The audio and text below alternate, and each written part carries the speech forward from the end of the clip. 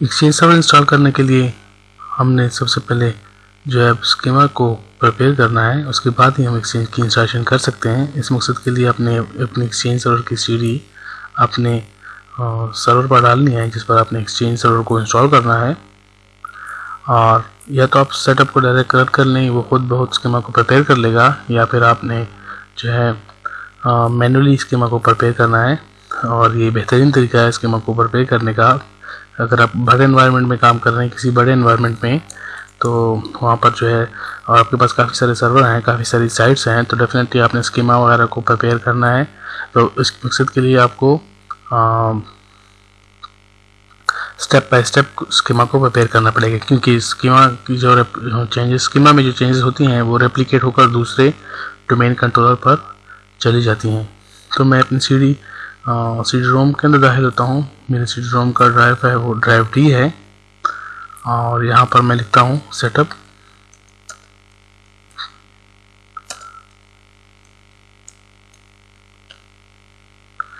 या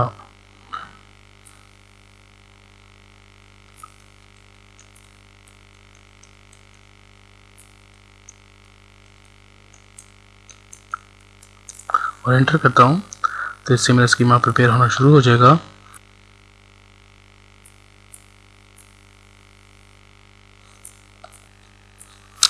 याद रखें कि स्कीमा को प्रिपेयर करने से पहले आपको ये मेक श्योर करना पड़ेगा कि आप ऐसे स्कीमा एडमिन या एंटरप्राइज एडमिन लॉगिन है, यानी कि स्कीमा के अंदर आप चेंज कर सकते हैं।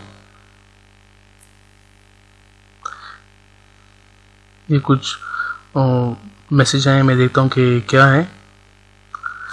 क्योंकि मैं स्कीमा को प्रिपेयर डोमेन कंट्रोलर पर प्रिपेयर नहीं कर रहा, बल्कि एक्सचेंज सर्वर से प्रिपेयर कर रहा हूँ।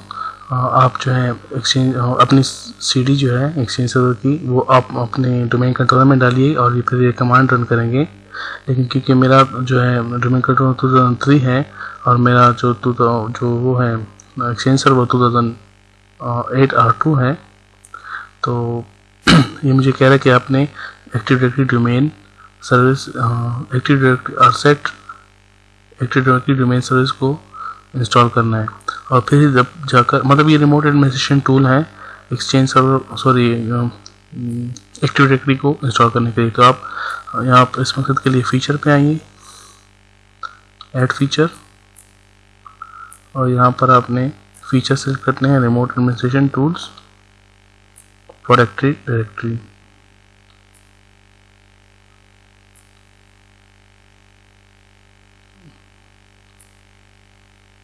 मैं चेक करता हूँ active directory LDS right management server DHCP active directory ADDS tools हैं, मैं इनको इंस्टॉल करता हूँ।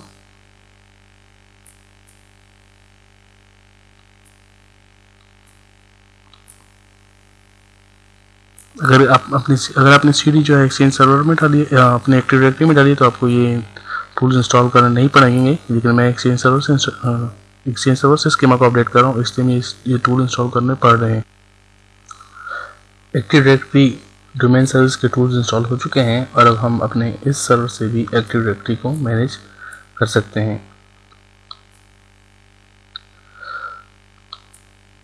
अब मैं जाता हूँ एक्सचेंज सर्वर की इंस्टॉलेशन के बाद।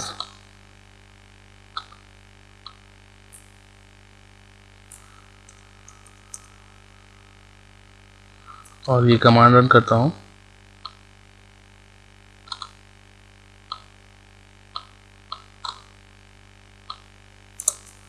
इस कमांड का मतलब है setup /PS prepare schema /I accept exchange server licence terms. यानी कि मैं एक्सचेंज सर्वर को के लिए स्कीमा को प्रिपेयर कर रहा हूँ और साथ ही साथ एक्सचेंज सर्वर की लाइसेंस की जो टर्म्स हैं उसको भी एक्सेप्ट कर रहा हूँ। आप देख लेंगे कि स्कीमा जो है प्रिपेयर हो रहा है। और ये इसके बाद जो है हम अपने डोमेन को एक्टिव डायरेक्टरी को प्रिपेयर करेंगे एक्सचेंज सर्वर की इंस्ट्रक्शन के लिए। एक्टिव डायरेक्टरी का स्कीमा जो है प्रिपेयर हो चुका है। अब मैं अपने डोमेन कंट्रोल को रिस्टार्ट करता हूँ। मैंने अपने डोमेन कंट्रोल को जो रिस्टार्ट कर लिया है। अभी मैं दूसरी कमांड रन करता हूँ। ये कमांड है setup /prepare ad active directory domain को प्रिपेयर करो /on ऑन का मतलब ऑर्गेनाइजेशन नेम, और फिर मैंने ऑर्गेनाइजेशन नेम, इस ऑर्गेनाइजेशन नेम में आपने डॉट नहीं डालना, हैश वगैरह नहीं डालना, और फिर आपने एग्रीमेंट को एक्सेप्ट करना है। आप अगर ये कमांड रन ना भी करें तो आपको जो है अपनी एक्सचेंज सर्वर की इंस्टॉलेशन के दौरान इसको ये खुद बहुत रन हो जाएगी। लेकिन मैं इसको यहाँ से रन करता हूँ और एंटर करता हूँ। इससे मेरा जो है मेरी एक्टिव डायरेक्टरी जो है वो प्रिपेयर हो जाएगी एक्सचेंज सर्वर की इंस्टॉलेशन के लिए। मेरी इस कमांड ने साथ साथ मुझे एक वार्निंग भी दी है और कहा है कि अगर आप जो है अपनी इस एनवायरनमेंट में अब अगर 2010 का कोई एक्सचेंज सर्वर इंस्टॉल करना चाहेंगे तो आप नहीं कर सकते। डेफिनेटली मैं 2013 को इंस्टॉल कर रहा हूँ, तो मुझे 2010 सर्वर की कोई ज़रूरत नहीं है। मेरी ये कमांड भी सक्सेसफुली रन हो चुकी है। अब मैं तीसरी कमांड को रन करता हूँ। ये है setup/prepare all domains, यानी मैं अपनी फॉरेस्ट के अंदर जितने भी डोमेन्स हैं इन सबको प्रिपेयर करना चाहता हूँ एक्सचेंज सर्वर के लिए।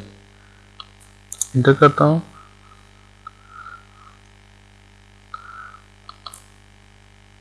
एग्रीमेंट को आपने एक्सेप्ट करना है। मैं इसके साथ एग्रीमेंट को भी